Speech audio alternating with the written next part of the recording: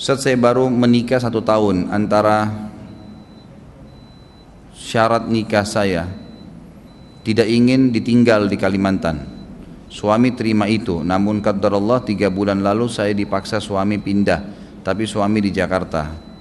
Gara-gara itu saya ditinggal suami hingga saat ini tanpa nafkah, tanpa komunikasi. Waktu itu saya diusir pulang ke orang tua. Apa nasihat Ustaz untuk saya?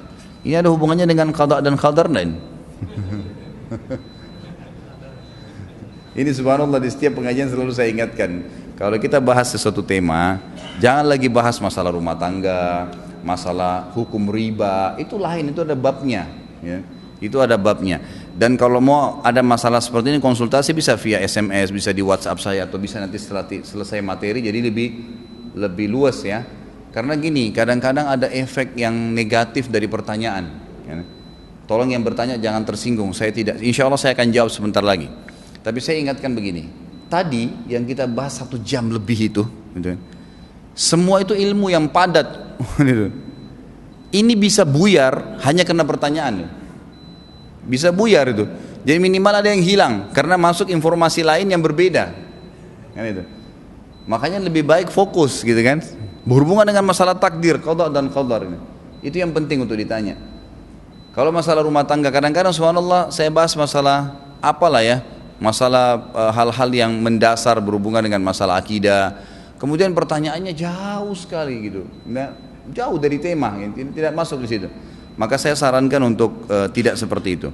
Baik, masalah rumah tangga, memang ada sebuah hadis Nabi SAW yang mengatakan al-mu'minuna ala syurutihim. Hadis sahih riwayat Imam Muslim. Artinya orang mukmin harus mengikuti syaratnya.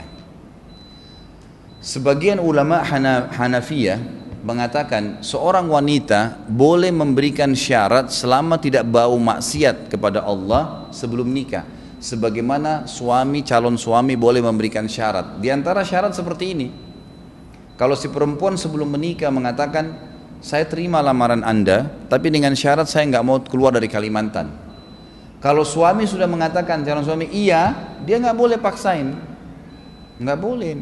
Ada syarat, kecuali si istri yang tanazul itu artinya baiklah kalau gitu, saya ikut sama kamu. Nggak boleh setelah nikah dia bilang, kamu kan dalam Islam harus patuh dengan suami, nggak bisa. Syarat Anda sudah sepakati, gitu kan? Jadi jangan iyakan syaratnya. Misalnya kita bilang, oh nanti dilihat, gitu kan? Nanti kita pertimbangkan, kita nggak tahu apa yang akan terjadi nanti. Itu lebih baik daripada kita mengiyakan. Termasuk dalam pernikahan, kalau ada seorang wanita mengatakan saya terima lamaranmu tapi kamu jangan nikah lagi, misal si laki-laki mengatakan iya, nggak boleh dia poligami, nggak boleh, dia terima syaratnya, kan gitu. Kecuali si istri ridho. Di sini babnya ridhonya nih. Tapi kalau dia bilang saya nggak bisa terima itu, karena itu hukum Allah dan kita tidak tahu, gitu kan? Itu masalah saya nikah lagi saya tidak tahu, nanti dilihat. Itu kita jelaskan apa adanya, kan gitu, seperti itu. Jadi tidak boleh ada syarat yang sudah diiyakan. Ini jadi syarat.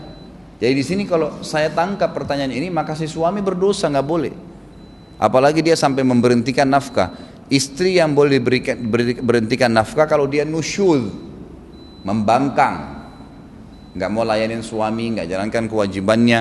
Misal memang si istri tanpa ada syarat sebelumnya, ya, menikah saja begitu, maka wajib tinggalin Kalimantan.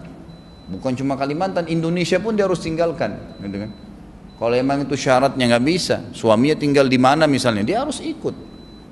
Nggak bisa, nggak. Memang kewajiban dia kan, kewajiban dia menemani suaminya, nggak boleh di mana suaminya dia harus melayanin. Itulah kewajibannya, Allah gantungkan surga untuk dia di situ. Allahu a'lam. Jadi yang saya tahu si suami salah di sini.